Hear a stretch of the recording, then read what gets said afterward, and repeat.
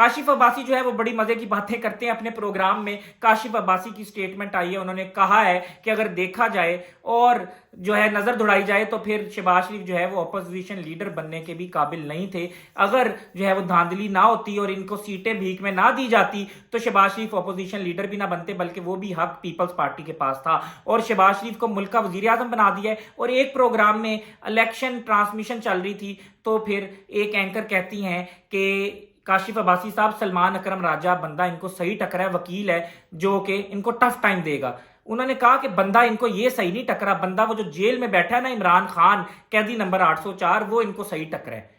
تو بڑی مزے کی باتیں کرتے ہیں کاشف عباسی صاحب. اور تجزیہ انہوں نے جو کمپین جب چل رہی تھی تب بھی کیا, اور الیکشن کے دنوں میں الیکشن تاخیر کا شکار ہوئے اور 3-4 دن پر چلے گئے تو تب بھی جو ہے وہ تجزیے کرتے رہے. اور انہوں نے ایک پینل بٹھایا ہوا تھا, اور میں آپ کو یہ بات بتاتا چلوں کہ اب آگے جو ہے وہ سارے صحافی جو ہے 90% ابھی الیکشن کمپین تک اور الیکشن جب ہو رہے تھے تب تک جو ہے وہ 40% جو ہے وہ صحافی جو ہے وہ نون لیگ کے حق میں بھی تھے, پیپلز پارٹی کے حق میں بھی تھے. لیکن اب جو انہوں نے تاریخ کی بدترین دھاندلی دیکھی ہے, اب ان کا قلم جو ہے وہ سودا نہیں کر سکتا, ضمیر کا سودا نہیں کر سکتا, یا یہ جو زبان ہے وہ ضمیر کا سودا نہیں کر سکتی. اور وہ جو ہے وہ کچھ 2-3 لوگ ہیں جو کہ لفافی ہیں, وہ ٹاپ کلاس کے, وہ جو ہیں انہوں نے پیسے پکڑے ہوئے ہیں اور انہوں نے جو ہے اپنے ضمیر کا سودا کیا ہوا ہے. لیکن باقی لوگ جو ہیں وہ پاکستان کی ترقی اور سربلندی کے لیے جو ہے وہ اپنا ضمیر کا سودا کرنے کے لیے تیار نہیں. وہ بولتے چلے جا رہے ہیں, وہ لکھتے چلے جا رہے ہیں, اور وہ جو ہیں گرفتاریوں سے بھی پریشان نہیں ہیں.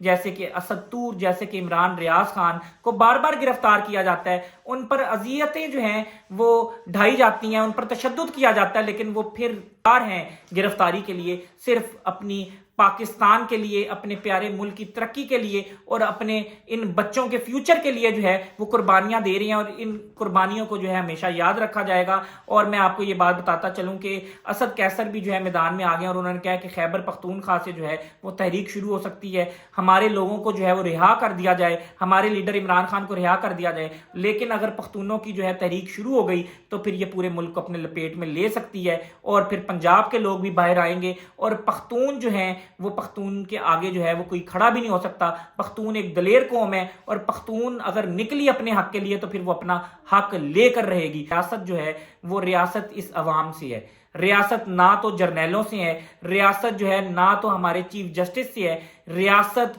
اس پوری 25 کروڑ عوام کو ملایا جائے تو پھر یہ ریاست ہے. اور یہ ہمارا ملک پاکستان ہے, اس کی ترقی کے لیے جو ہے وہ نیک تمناؤں کا میں اظہار کرتا ہوں, اور انشاءاللہ جو ہے پاکستان کے حق میں بہتر ہوگا. پاکستان زندہ باد.